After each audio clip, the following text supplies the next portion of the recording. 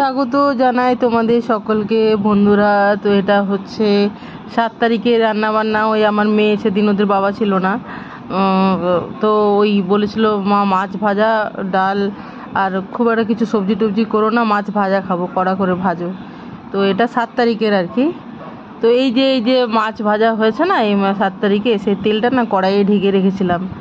আর কি বলতো, সেটা পরের দিন, এই যে তারপরের দিন 8 তারিখে দেখো ওই তেলটা দিয়ে কি রান্না করি। এই যে দেখো রান্না বান্না শুরু হয়েছে, ধোঁয়া উঠে গেল।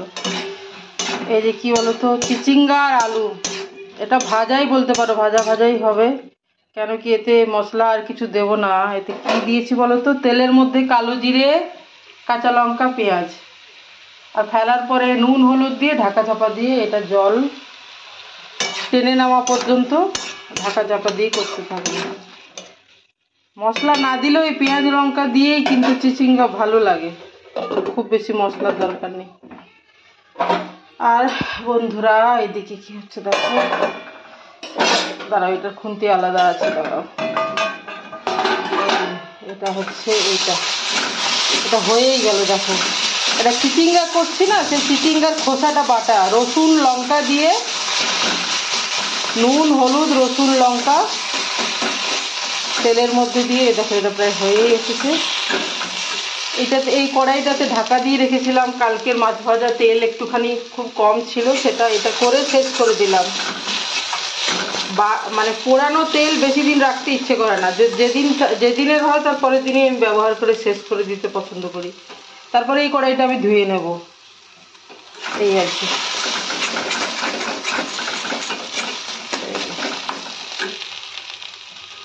আরও তো হবে, সাথে থাকো।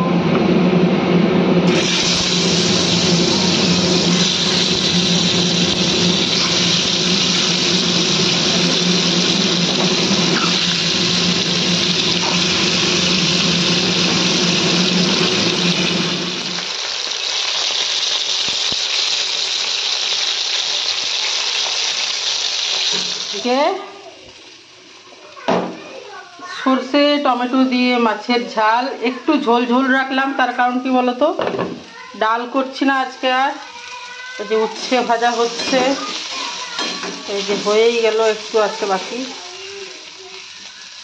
আর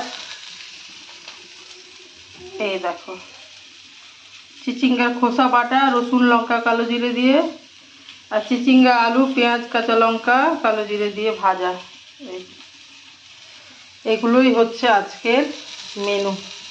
4টে ভাত করলেই হবে, ওর বাবা অফিসে যাবে। এই যে ফাইনালি মাছটা, খুব কম তেল দিয়েছি। এই যে দেখো 2 কিলো 600 ব্ল্যাক কার্পটা যেটা কিনেছিলাম, সেটারই মাথাগুলো দেখো ভেজে নিচ্ছি। ছোলার ডাল দিয়ে মাছের মাথা করবো, পুরোটাই দিয়ে দিচ্ছি, ওদের বাবাও আছে। রাত্রেবেলায় রুটি দিয়ে মাছের মাথা দিয়ে ছোলার ডাল। দেখো, এই দেখো বন্ধুরা, এই বিকেল এখনো হয়নি, যেহেতু আমি ঘুমাই না, যেহেতু আমরা খেয়ে, আমার ছোট মেয়ে ঘুমায় না, তো আমিও ঘুমোতে পারি না। এ দেখো মাছের মাথা দিয়ে ছোলার ডাল, ওদের বাবাও আছে, অফিসে গেছে, রাত্রে ফিরবে।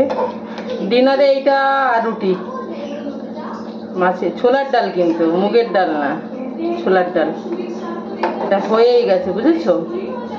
এর মধ্যে সব ধরনের মশলাই পড়েছে, মানে সব ধরনের বলতে পেঁয়াজ রসুন আদা লঙ্কা টমেটো ধনে গুঁড়ো জিরে গুঁড়ো গরম মশলা সবই পড়েছে। ছোলার ডালটা নুন দিয়ে সেদ্ধ করে নিয়েছি, মাছের মাথাটা ভালো করে ভেজে তুলে মশলাটা কষিয়ে মাছের মাথাটা দিয়ে একটু কষিয়ে ডালটা মিশিয়ে ফুটিয়ে দিলাম। মোটর দিয়ে হয়ে মতন নাই তো, ছোলার ডাল দেখতে পাচ্ছি, গোল গোল মোটর। গোল গোল মোটর না, এটা ছোলার ডাল, হাফ হাফ, গোল গোল তো নয়, হাফ হাফ। এই যে হাফ হাফ, কিন্তু ওই সামনেটা ওই রকম হাফ, সব হাফ ছোলার ডাল। মা, হ্যাঁ টেস্টটা ভালো হবে? টেস্টটা কেমন হবে? টেস্টটাকে মা কেমন রান্না করে তোমার মা?